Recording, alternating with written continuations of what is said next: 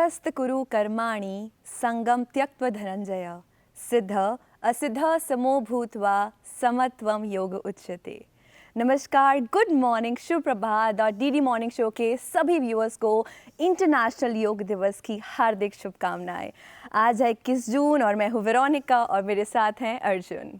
Thank you, Veronica, and a warm welcome to all of viewers on Doordarshan Morning Show. Today is the special occasion of the International Yoga Day, and today is a special program on yoga as well. So let's get back to what Veronica had said. Is that the dialogue between Lord Krishna and Arjun? Arjun and Veronica, right now the dialogue between Arjun and Veronica. तो इस श्लोक में, this is a Gita श्लोक जिसमें श्री कृष्ण ने अर्जुन को कहा है कि आप कर्म पे ध्यान दीजिए। You should only focus on the work that you are doing. अब जब आप कुछ काम करते हैं तो ज़रूरी नहीं कि सब कुछ आपके अकॉर्डिंग हो। कभी पॉजिटिव रिस्पॉन्स होता है, कभी नेगेटिव रिस्पॉन्स होता है। तो आपको हर सिचुएशन में इक्विनामस रहना है। तो यहीं से निकलती है योग की परिभाषा। योग इज़ इक्विनामिटी, समत्वम योग उच्यते। तो अर्जुन, कभी ऐसा होता है when things work according to you, sometimes thing doesn't work according to you, but mood fluctuation नहीं होना चाहिए। हमेशा हमें स्टेबल रहना चाहिए हर स्थिति में। That's very interesting because clearly our viewers have read the Bhagavad Gita. They've understand what it is about. It's a dialogue between Lord Krishna and Arjun before he's about to embark on a battle, and they're talking about dharma as well. So why is it, Veronica, that we are now fusing yoga with the Bhagavad Gita and the instructions of Lord Krishna to Arjun? How is it that this is taking place? Arjun, it was never different. तो गीता को अगर आप जानते हैं तो योग शास्त्र भी कहा जाता है। गीता का एक नाम ही योग शास्त्र है। So it is one of the most technical books on yoga. तब आजकल योग सीमित हो गया है केवल आसन प्राणायाम तक, लेकिन अगर देखा जाए तो योग भक्ति भी है, योग कर्म भी है, योग ध्यान भी है और योग राज भी है। तो ये सभी एस्पेक्ट्स भागवत गीता में बहुत क्लियरली डिफाइन है कि कर्म योग क्या है, ज्ञान योग क्या है। So Gita gives a complete overview of what yoga is. So effectively we are saying it's a way of life. Absolutely. Yoga starts when you are off the mat. On the mat तो होता ही है, जब आप योगाभ्यास करते हैं उसको फिजिकल एस्पेक्ट की तरह देखते हैं, लेकिन योग is much more than just physical aspect. योग इज़ मच मोर देन आसनास। योग इज़ भक्ति, योग इज़ ज्ञान, योग is everything around us. Well, that's a great way to start the morning, Veronica. I do agree with you. We also have special guests for today's Doordarshan Morning Show. We have Yog Shiromani Gopal ji. Then we also have Yoga Guru Dhakaram, who is joined with us on Skype. A very warm welcome to both our special guests on the Doordarshan Morning Show. It's a privilege to have you with us today. Thank you. स्वागत है। And later, of course, we have Shalina Chaturvedi as well, who would discuss about the Yog Kathak, which is another fusion between yoga and the dance form of Kathak. We're talking about the fusion of Bhagavad Gita and how that is being interpreted along the lines of yoga as well. So Veronica, it's now up to you. What's your definition of yoga? How do you understand yoga? I understand that you're also a yoga instructor like many others. Well, for me, as I mention that योग मेरे लिए जीवन जीने का एक तरीका है। Like in everything you do, even the thought process is yoga. It's not that you are just performing certain kind of asanas या एक तरह का प्राणायाम कर रहे हैं। तो आप जब एक जीवन को जीने का तरीका सीखते हैं, जैसे कि मैंने आपको बताया कि समत्वम योग उच्यते, कि सुख और दुख में आपको सम रहना है, अपने भावों पे नियंत्रण रखना है, आपको अपने मन को नियंत्रण में रखना है, मन को आपके नियंत्रण में नहीं होना है। तो ये सब चीज़ें जब आप नॉर्मली अपनी लाइफ में डालते हैं, यम नियम को डालते हैं, which has a lot of importance before you step into आसन, तो उसी को मेरे हिसाब से, मेरे अनुसार वही योगा है और उसी को मैं जीती हूँ और मुझे लगता है कि इसी तरह जीना चाहिए सबको। Arjun, I completely agree with you, Veronica, but remember that Veronica and myself have limited experience. We will now be discussing with experts who have a lot more experience, who can give more depth to the meaning of yoga as well. So Gopal ji, good to have you on the program. हमारे दर्शक देख रहे हैं और जानना चाहते हैं कि योगा को कैसे अपने लाइफ में अडॉप्ट करें। एक तो हठ योगा है, where you have regular exercise, आप उसको फिजिकली देखते हैं। एक स्पिरिचुअल डेफिनेशन है योगा का। What do you understand by yoga, sir? सभी व्यूअर्स को मेरा नमस्कार। जैसा कि योग पर आज ये चर्चा सत्र में हो रही है अंतर्राष्ट्रीय योग दिवस पर, मैं बताना चाहूँगा कि महर्षि पतंजलि जिन्होंने कि योग सूत्रों के रूप में सभी प्रकार के योगों को सूत्रों में पिरोया है एक माला की तरह, और उसकी शुरुआत जो पहले सूत्र से होती है योग की, तो वो ये कहते हैं कि अथ योगानुशासनम। योग क्या है? एक डिसिप्लिन है, एक अनुशासन है। और योग इस तरह का अनुशासन है जो अपने ऊपर लागू होता है व्यक्ति पर, यानी कि व्यक्ति को एक अनुशासित जीवन जीना चाहिए। और दूसरे सूत्र में उसको आगे बढ़ा के कहते हैं कि योगश्चित्त वृत्ति निरोधा, यानी कि इस प्रकार का ये अनुशासन है कि जो कुछ भी हम करते हैं उसके ऊपर हमारा कंट्रोल भी होना चाहिए, सेल्फ कंट्रोल, जो बहुत ही आत्मानुशासन जिसको हम कह सकते हैं। तो सभी लोगों को यदि वो जीवन का वास्तविक आनंद लेना चाहते हैं तो एक मर्यादित और अनुशासित जीवन जीना चाहिए, ये महर्षि पतंजलि कहते हैं। योग की अनेकों विधाएं हैं। आसन, प्राणायाम, अष्टांग योग के नाम से हम लोग जानते हैं। उसमें मुख्य रूप से हम ये कहेंगे कि 3 प्रकार का निरूपण उस सारे योग उसमें समाहित है अष्टांग योग के अंदर। हठ योग जो कि बहुत ही पॉपुलर है, हमारी जितनी जो आसन, प्राणायाम या योग की क्रियाएं हैं जो हम नियमित जीवन में स्वस्थ रहने के लिए करते हैं, वो हमको प्रेरणा देती हैं, हमको उत्साहित करती है कि हम किस प्रकार से हेल्दी रहें। उसके साथ साथ राजयोग जो थोड़ा सा इसको आगे ले जाता है, यानी कि एक धारणा, ध्यान और समाधि की ओर, फिलॉसफी, योग की फिलॉसफी की ओर। और उस दोनों से पहले जो यम और नियम हैं वो बेसिक प्रिंसिपल्स हैं जीवन के। तो प्रोफाउंड कॉन्टेम्पलेशन जैसे हम अंग्रेजी में इसको कहते हैं। Let's have a look at A small capsule from Jaipur on yoga.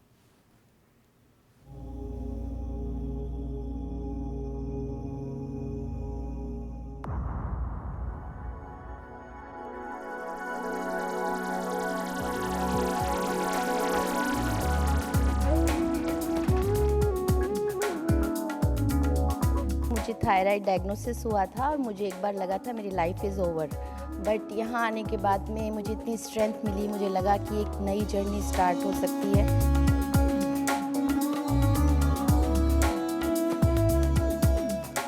मुझे लगता है कि योगा सभी को करना चाहिए। योगा में जो स्ट्रेंथ है, जो रोगों से लड़ने की क्षमता है, वो शायद किसी और चीज़ में नहीं है।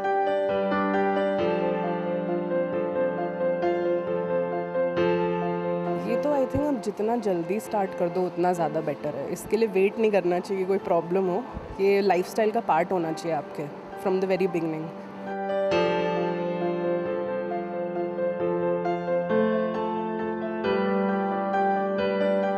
मैं यहाँ पर मोटापे को कंट्रोल करने के लिए सेवाएं दे रही हूँ और उसमें सभी कुछ होता है। उसमें स्ट्रेंथनिंग एक्सरसाइजेज होती हैं।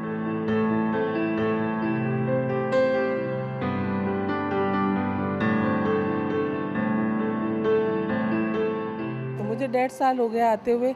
आने के बाद तो मेरे घुटनों में भी जान आई है, मैं सीधा चल भी पाती हूँ, थायराइड भी मेरी क्योर हुई है, डाइजेशन भी मेरा सही हुआ है और मैं एकदम नॉर्मल अपनी ज़िंदगी जीती हूँ। तो मुझे ऐसे लगता है एक दिन संडे की भी छुट्टी क्यों होती है, ऐसे लगता है संडे की भी छुट्टी नहीं होनी चाहिए। तो उससे मैं भगवान से यही प्रार्थना करती हूँ कि मेरा ये कभी छूटे ना, ताकि मेरी लाइफ अच्छी चलती रहे, नॉर्मल चलती रहे।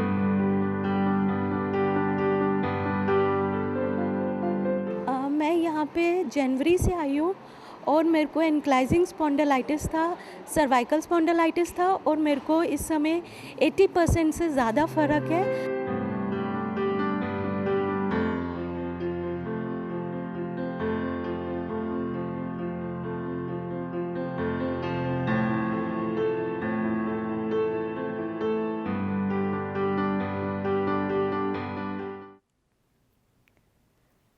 So that was a short capsule from Jaipur where all the participants are talking about the health benefits of yoga. They have advanced cases of health issues, but that has been resolved to a great extent because of yoga practices, because of carrying out certain asanas on a regular basis, and now they're energetic, they want to do more, they want to live more, and certainly yoga is a way of life. We are now joined also by Yoga Guru Dhakaram ji. Sir, once again a warm welcome to you on the Doordarshan morning show. हमें feedback तो मिल गया है from the yoga participants. आप एक योगा गुरु हैं. Health benefits के बारे में बताइए, किस तरीके से ये आसानी से अडॉप्ट हो सके, जो भी हमारे दर्शक इस प्रोग्राम को देख रहे हैं. हरिओम, आप सभी को हमारा मुस्कुराता और नमस्कार में बहुत बहुत आभार. अपने दर्शकों के बीच में हमें बोलने का मौका दिया. हमें ऐसा लगता है कि हम किसी को बदल नहीं सकते, योग सबको बदल देता है, क्योंकि योग ही ऐसा है जो आपको शरीर से, मन से और आत्मा से स्वस्थ रखता है. ऐसा दुनिया में और कोई सिस्टम नहीं है जो तीनों लेवल पे काम करे, body, mind and soul. That's why no words about a yoga. आपने पूछा कि आम जन तक इसको कैसे अपनाया जा सकता है, तो मैं बहुत आसान सवाल सबसे पूछूंगा कि हम जीवन का जो भी कार्य कर रहे हैं, whatever we are doing in our life, what's our purpose, what's our motto. आप ही बताएंगे, हम जीवन में जो भी उबड़ खाबड़ लाइफ में करते हैं, उन सबको करने का क्या उद्देश्य, क्या मकसद है. मुझे लगता है कि जगत में जितने भी लोग हैं, दे वांट्स टू हैप्पीनेस. मेरे ख्याल से बात सही है. हम जो भी करते हैं वो सुख शांति के लिए, और मैं योग की भाषा में बोलूं तो परम आनंद के लिए करते हैं. और ये जो वे है योग, आपको परम आनंद तक ले जाने का मार्ग है. ऐसा और कोई मार्ग नहीं होता. तो जैसा वंडरफुल परम आनंद में हर कोई रहना चाहता है, तो मुझे लगता है कि कौन नहीं रहना चाहता. योग इसलिए सभी के लिए है, जो भी खुश, मस्त और आनंद लेना चाहता है, वो एक ही मार्ग है, वो योग है. तो मुझे लगता है सभी के लिए बहुत महत्वपूर्ण है. तो मैं कहता हूं कि खाना बाद में खाइए, दिन की शुरुआत योग से करें, और टाइमिंग का कोई बात नहीं है. ये सिर्फ हम कहते हैं समय तो योग तो कहते हैं ना, योग संजोग. योग के बिना तो कोई भी काम नहीं हो सकता. तो मुझे लगता है कि हर प्राणी योग कर सकता है, उसको करना चाहिए. बहुत सिंपल है. अगर मैं शरीर के दृष्टि से देखूं, हम किस प्रकार से खड़ा होना है, किस प्रकार से बैठना है, ये छोटी छोटी चीजें. जैसे अभी मैं देख पा रहा हूँ, जैसे आप बैठे, क्षमा चाहूंगा, जैसे आप देखिए, जब हम बैठे तो हमारा एक जो, जैसे हमें दोनों बटक्स हैं, बटक्स में इक्वल वेट नहीं. आप देखिएगा, एक में 60% है, दूसरे में आप चेक कर सकते हैं 40% है. तो मुझे लगता है कि अगर हमारा बॉडी का अलाइनमेंट गड़बड़ होगा, तो सिंपल मैं मेरे प्यारे आत्मनों को, दर्शकों को बोलना चाहता हूँ, आप हम कार चलाते हैं, उसमें 4 पहिए होते हैं, और उसमें से मान लीजिए जो बैलेंस, एक टायर ऊपर नीचे हो जाए तो क्या हो जाता है, गाड़ी का बैलेंस खराब हो जाता है, गाड़ी का अलाइनमेंट कितना बिगड़ गया. और गाड़ी का अलाइनमेंट बिगड़ गया तो क्या होता है, हमारा शरीर गाड़ी खर्चा मांगती है, मेंटेनेंस मांगती है ना. टायर घिस जाता है, एक्सीडेंट के चांसेस बहुत ज्यादा होते हैं. तो स्पेशली योग आसन और क्रियाओं के माध्यम से हम बॉडी का अलाइनमेंट को सही करते हैं. हमारा बॉडी का अलाइनमेंट सही होगा तो बॉडी खर्चा नहीं मांगेगा. मतलब गाड़ी खर्चा नहीं मांगती तो शरीर भी खर्चा नहीं मांगेगा, और हमारा गाड़ी बहुत बढ़िया, मतलब ये जो शरीर रूपी गाड़ी, ये गाड़ी तो है. एक सिंपल बात बोलता हूँ, ये कार देखिए, हम खरीद के लेके आते हैं तो हम दिल दड़ा के और बिंदास तरीके से चलाते हैं, रफ एंड टफ, किसी को भी हाथ में दे देते हैं. एक कार आप खरीद के लेके आते हैं, रोज उसका आप सफाई करते हैं, टाइम पर वर्कआउट उसका सर्विस करवाते हैं, रोज सफाई करते हैं. देखिए कभी कभी होता है ना लाइफ में, अरे यार तुम्हारी गाड़ी तो बहुत नई लग रही है, 10 साल बाद भी हम बोलते हैं, because they are maintaining the gaadi, वही है how they are driving the car. उसी तरह अगर हमारे जीवन रूपी जो मनुष्य, हमारा जो शरीर है, इसको रोज हम प्यूरिफाई करेंगे, ऑयलिंग करेंगे, वॉशिंग करेंगे, तो मुझे लगता है गाड़ी जो हमारी शरीर है लंबा चलेगा, स्वस्थ चलेगा और मस्त चलेगा. तो योग तो सभी को चाहिए, और जहां लग जाए ना, जिस पे लग जाए वो चमकने लग जाता है, चाहे व्यापार हो. Dhakaram ji, we completely agree with you. आपने एक तरीके से एक एनालॉजी दे रखा है, wheel balancing, car maintenance with the maintenance of yourself also. अब गोपाल जी से सवाल पूछ लेते हैं। सर, आप तो 50 साल से ज़्यादा योगा करते आ रहे हैं जी। पर आपकी भूमिका जो है वो एडमिनिस्ट्रेशन में रहा है। सर्टिफिकेशन के बारे में बताइए, क्योंकि जो योगा की जो इस ज्ञान का जो डिस्ट्रीब्यूशन हो रहा है, इट्स बिकॉज ऑफ इंस्ट्रक्टर्स जो पार्टिसिपेंट्स को खींच रहे हैं। तो सर्टिफिकेशन का प्रोसेस क्या है, आप किस तरीके से स्टैंडर्ड्स इम्पोज कर रहे हैं, इस संस्था के बारे में बताइए कुछ सर। देखिए, भारत में सर्टिफिकेशन को लेकर काफ़ी सारे विश्वविद्यालयों में भी ये आजकल योग को एक विषय के रूप में इंक्लूड किया गया है यूजीसी के माध्यम से।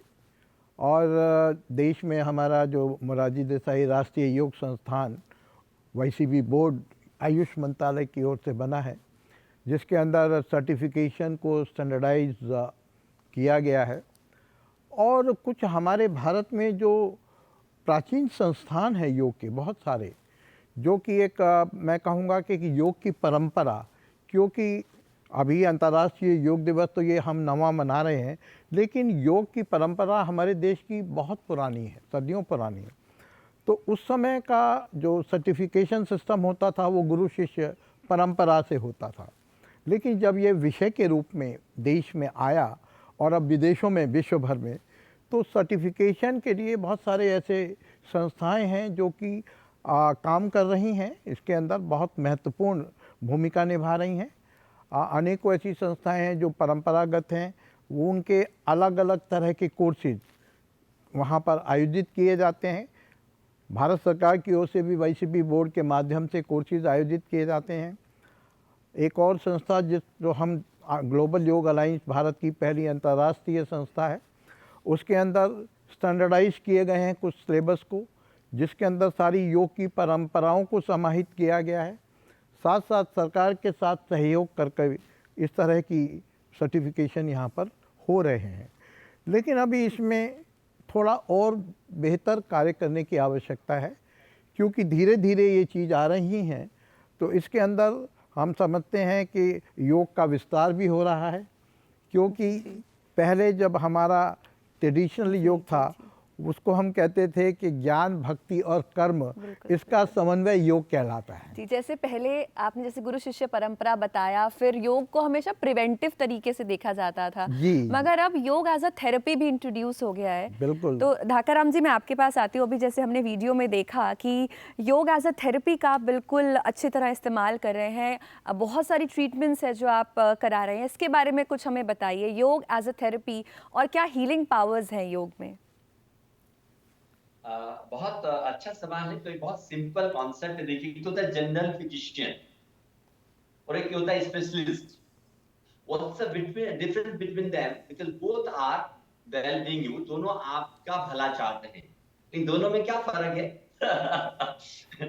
तो general physician like a general yoga जो हम करते हैं, and medical yoga and therapeutic yoga VK Sangare Guruji ने इसका स्टार्टिंग, हालांकि बहुत सारी संस्थाएं अभी भाई साहब कह रहे थे योगा चैलेंज चल रही हैं, तो उनके माध्यम से इस पर ज्यादा इजाद हुआ। तो थेरेपेटिक योगा उन लोगों के लिए जो नहीं कर सकते, देखिए आज मुझे बीमारी है, जैसे मान लीजिए डायबिटीज है, मैं कहता हूँ कि क्योर नहीं हो सकता, और मैंने ये फील किया कि डायबिटीज जैसी समस्या भी क्योर हो सकती है विद इन मंथ। एक महीने के अंदर आपको उसमें रिजल्ट दिख जाते हैं।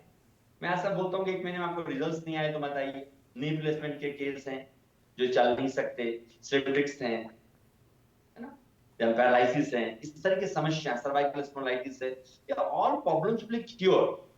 अब देखिए, हम बोलते हैं आपको 5 दिन में आराम नहीं आए तो बताइए, हम नहीं कहते योग क्या करता है, योग में पावर है। जैसे मेडिकल योगा का एक कॉन्सेप्ट है कि जहां पर भी हमारे शरीर में प्राण वायु नहीं है, प्राण शक्ति नहीं पहुंचाती है, हम मेडिकल योगा के माध्यम से वहां पर प्राण वायु पहुंचाते हैं। या अंग्रेजी भाषा में बोले मेडिकल टर्म्स में ऑक्सीजनेशन, जहां पर भी ऑक्सीजनेशन नहीं होगा वो भाग खराब हो जाएगा। तो मान लीजिए मेरे इस जगह पर अगर दर्द है और मैं इसका हीलिंग प्रोसीजर अगर मैं यहाँ से शुरू करूंगा तो धीरे धीरे चीज हील होने लग जाती है। मैं बहुत बड़ा एग्जाम्पल देता हूँ। My father, he was 84 years old. हम कहते हैं ना योगा बुजुर्गों के लिए, उन्होंने शुरुआत ही 84 इयर्स में मैंने शुरू करवाया। उनको बहुत सारी समस्याएं थी और एक 17 साल तक वो रहे और रोज नियमित 2 घंटा करना। एक्चुअली जो थेरेपेटिक योगा है, मेडिकल योगा है, उसमें हम लोग सपोर्ट के सहारे से करते हैं। जैसे तकिया है, मसंद है, चेयर है, बेड है, दीवारें सबके घर में उपलब्ध हैं। बस उसको करेक्ट सही मायने में किस प्रकार से प्रयोग करने से किस प्रकार से बेस्ट रिजल्ट मिल सकता है, वो ज्यादा इंपॉर्टेंट है। तो हम उस प्रकार से उस पे काम, इवन सैकड़ों नी रिप्लेसमेंट के केस मैं नहीं कहता कि हम करते हैं या नहीं करते हैं, मैं कहता हूँ 10 दिन में यू कैन फील डिफरेंसेस कि हाँ मुझे बेहतर लग रहा है। बेहतर कंटिन्यूसली 2 महीना, 4 महीना, 6 महीना, साल भर भी लगता है। We need to patience, and योग तो पेशेंस सिखाता ही है। जब हम उसको पेशेंस के साथ करते हैं तो 100% जो मेडिकल होगा, जो वंडरफुल होगा। मुझे लगता है कि जो मैं पिछले 25 साल का जो मेरा अनुभव है उसमें, हालांकि 93 से आई एम टीचिंग, तो उससे मुझे लगता है कि हो सकता है मेरी अप्रोच नहीं हो वहां तक, ये तो जो मेडिकल योगा सब चीज को सही कर सकता है, चाहे वो फिजिकली हो, मेंटली हो, स्पिरिचुअली हो, सारे पैमाने वहां पर है। पर शॉर्टकट नहीं है। लोग मुझे कहीं बोलते हैं कि साहब कुछ ऐसा चीज बता दो, कि ऐसा चीज नहीं होता।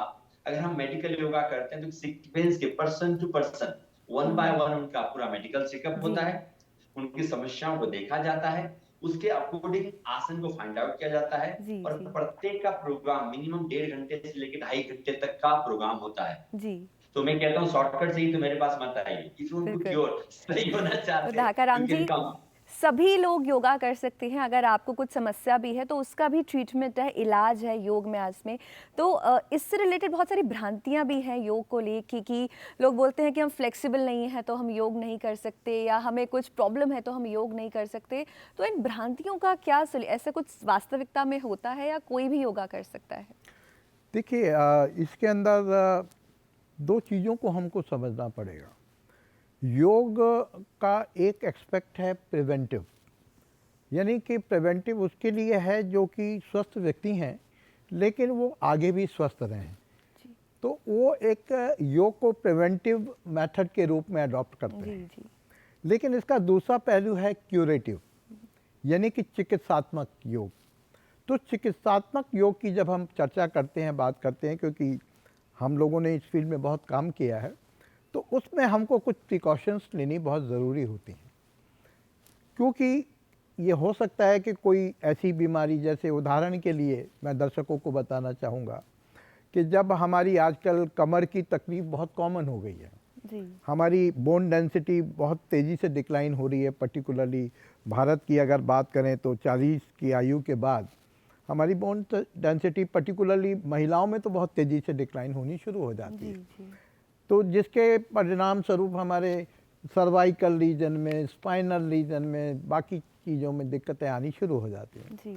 अब ऐसी अवस्था के अंदर कौन सा योग नहीं करना वो बड़ा महत्वपूर्ण है। यानी कि उदाहरण के लिए डॉक्टर्स कहेंगे कि आगे की तरफ ना झुकें, ऐसे आसन ना करें, क्योंकि उसके करने से हानि भी हो सकती है। तो ये जानना बहुत ज़रूरी है। तो जब हम प्रिवेंटिव योग और चिकित्सात्मक योग में एक हमको अंतर रखना पड़ेगा। तो उसी के अनुकूल और उसी के अनुसार हमको योग के मार्ग पर आगे जाना पड़ेगा। तो इसमें मैं ये कहना चाहूँगा कि जब भी हम योग को अडॉप्ट करें, तो यद्यपि गुरु शिष्य परंपरा तो हमारी प्राचीन है, लेकिन आज भी हम योग के जानकार या गुरु से ज़रूर सलाह लें। इससे पूर्व खास तौर पे वो लोग जो किसी न किसी बीमारी के लिए योग या चिकित्सा के लिए योग कर रहे हैं। गोपाल जी, इंटरनेशनल योग अलायंस में आपके क्या ऑब्जर्वेशंस हैं? आपने एक अंतर भी हमें बताया कि प्रिवेंटिव एंड क्यूरेटिव अप्रोच जो है, जो क्यूरेटिव अप्रोच है वो मोटिवेटेड है, जो योगा पार्टिसिपेंट है, जो प्रिवेंटिव अप्रोच जो है वो इतना मोटिवेटेड नहीं है। तो क्या तुलना करेंगे आप यहाँ के पार्टिसिपेंट्स का और इंटरनेशनल पार्टिसिपेंट्स का?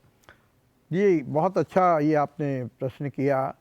एक्चुअली प्रिवेंटिव जो आजकल जो देखा गया है कि ज़्यादा लोग योग की तरफ वो ज़्यादा आ रहे हैं जब उनको कोई तकलीफ़ महसूस होती है, जब वो सफ़र करते हैं किसी ना किसी चीज़ से, और जब वो डॉक्टर्स के पास जाते हैं या हॉस्पिटल में जाते हैं तो वहाँ भी उनको ये कहा जाता है कि थोड़ा आप योग भी करिए।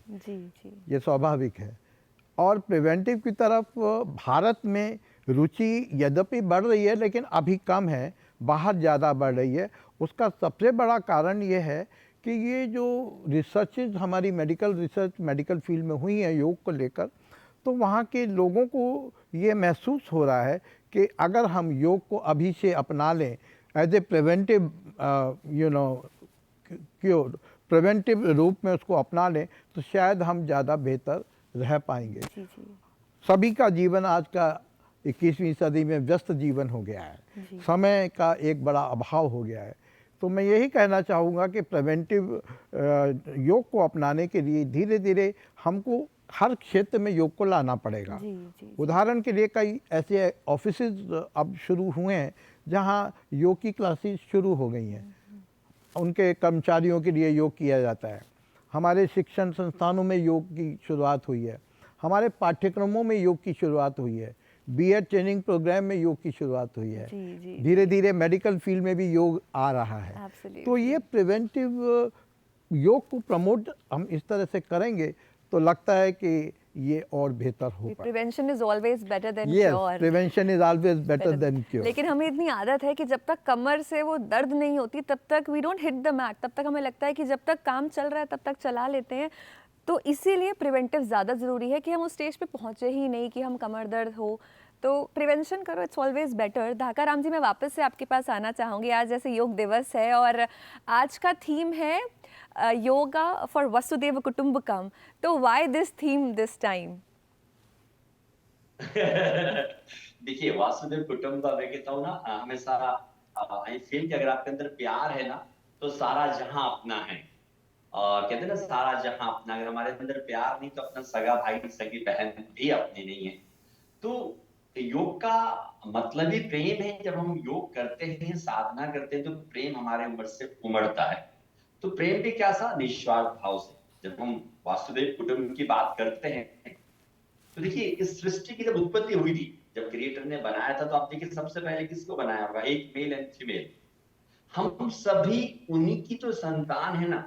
तो हम सब कहते हैं ना कि कण कण में भगवान है, ऐसा हम मानते हैं। तो वासुदेव कुटुंबम, हम सब एक परिवार से ही हैं।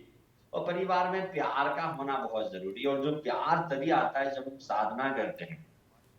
जैसे शुरुआत में मैंने आपको यही कहा था कि प्यार जो है बिना, आज मुझे आपसे कोई काम है, आज मेरा काम निकालने के लिए मैं हंस के बात करूं, प्यार से बात करूं, वो सब चीज नहीं है। तो वासुदेव कुटुंब इज वेरी वंडरफुल कि हम सब एक हैं, एक ही परिवार से हैं, एक दुनिया एक है। तो हमें कह के पूछता है कि ढाका राम जी आप कहाँ के? मैं बोलता हूँ इसी दुनिया के हैं। इस दुनिया के इसलिए है, प्यार है तो दुनिया अपना है, और प्यार नहीं तो आप देखिए कभी कभी कहते हैं ना, अरे सब बेकार है। जब आदमी खुश होता है तो बोलता है वाह क्या आनंद है, सब लोग अपने हैं, खुश है ना। और जब दुखी होते हैं तो बोलते सब बेकार। देखिए प्यारे मित्रों, सब बेकार में अपने माँ बाप भी आ गए, पत्नी भी आ गए, बच्चे भी आ गए, सब कुछ आ गए। तो दुनिया, जब हम योग करते हैं तो दुनिया हमें खूबसूरत लगती है। इसलिए तो कहते हैं ना, महात्मा महान आत्मा, हम उन सब से परे हो जाते हैं। तो वासुदेव कुटुंबम जो घर के जो मुखिया है उसका रोल अदा करते हैं कि हम सभी को एक ही नजर से देखते हैं, प्यार से देखते हैं। और वो तभी होगा जब हम नियमित योग करेंगे। और Dhaka Ram ji, let us bring an end to that with that key point of happiness. अगर हम खुश हैं, then we have achieved what we started with yoga itself. One final question to our guest expert Gopal ji. Dhaka Ram ji ने बड़े प्यार से समझाया कि ऑब्जेक्टिव हैप्पीनेस है, अगर आप खुश हैं तो आप नई चीज़ें भी अपना लेते हैं। बट ह्यूमन नेचर को आप कैसे बैटल करते हैं, क्योंकि योगा में एक फिजिकल साइड भी है, एक स्पिरिचुअल साइड भी है। तो ह्यूमन नेचर को आप कैसे टैकल करते हैं? देखिए, ह्यूमन नेचर सबका एक अपना अपना स्वभाव होता है, प्रत्येक व्यक्ति का। और जैसा कि कहा जाता है कि बिहेवियर चेंज ये बड़ा कठिन कार्य है, लेकिन इसके लिए आज के समय में जो स्ट्रॉन्गेस्ट टूल है वो योग है, जो कि बिहेवियर चेंज ला सकता है। लेकिन उसके लिए आवश्यक है कि वहाँ तक उसको ले जाया जाए। वो ले जाने का जो मार्ग है वो वहाँ तक अगर एक बार आएगा और उसको अडॉप्ट ग्रैस्प करना शुरू करेगा, तो you will see lot of changes in behaviour. We have seen कि जिन लोगों ने अभी हम देख भी रहे थे कुछ इस तरह के अनुभव जो शेयर कर रहे थे कि पहले मुझे बहुत दुखी थी या मुझे कोई तकलीफ़ थी, जब हमने योग किया तो उसको हमको सुकून मिला, आराम मिला। तो जैसा कि मैंने पूर्व में भी कहा है कि लोगों को योग तक ले जाने का इजी वेज बनाए जाएं और वो बनने शुरू हो गए हैं। एक अच्छी बात है। आज ये हमारा 9वां अंतर्राष्ट्रीय योग दिवस मनाया जा रहा है। तो यदि हम देखेंगे कि जब पहली बार मना और आज जो मन रहा है उसमें बहुत फ़र्क आ गया है। बहुत सारे लोग और ज़्यादा उत्साहित हो रहे हैं और साथ साथ जो योग दिवस मनाने की भी आप देखें होड़ लगी है। प्रत्येक व्यक्ति ये चाह रहा है कि हमें योग से जुड़ें, अपने आप को योग से जोड़ें। तो ये धीरे धीरे ये प्रोसेस है, टेक्स टाइम, लेकिन योग से जुड़ते जाएंगे, जीवन आनंदमय होता जाएगा और एक बार जुड़ने की देर है, बस उसके बाद आनंद ही आना। शारीरिक विकास के साथ मानसिक विकास जिसकी आज बहुत ज़्यादा ज़रूरत है। हम मेंटल हेल्थ की बात करते हैं तो yoga not only supports your physical health, साथ ही साथ मेंटल हेल्थ और स्पिरिचुअल हेल्थ तो देता ही है। Yoga is essentially spiritual. And एक अंतिम प्रश्न मैं आपसे पूछना चाहूँगी, जैसे कि हम सिर्फ आसन प्राणायाम के तौर पे योग को जानते हैं, लेकिन और भी बहुत सारे मार्ग हैं, जैसे भक्ति मार्ग है और ज्ञान मार्ग है, तो इसके बारे में कुछ बताना चाहेंगे हमारे व्यूअर्स को? देखिए, आम तौर पर जो आम व्यक्ति है वो योग को एक अपने सहज रूप में लेता है, या तो एज ए प्रिवेंटिव या एज ए क्यूरेटिव। लेकिन योग की जो साधना, ये साधना का मार्ग है, क्योंकि फिलॉसफी जो है वो साधना मार्ग है। भक्ति मार्ग, ज्ञान का मार्ग, कर्म का मार्ग, ये साधना के मार्ग हैं। तो इनके अंदर वो लोग, सब लोग तो नहीं आ सकते, लेकिन थोड़ा सा भी जब योग के प्रति लोग जागरूक हो जाते हैं तो उनको लगता है कि इससे आगे भी जाना चाहिए।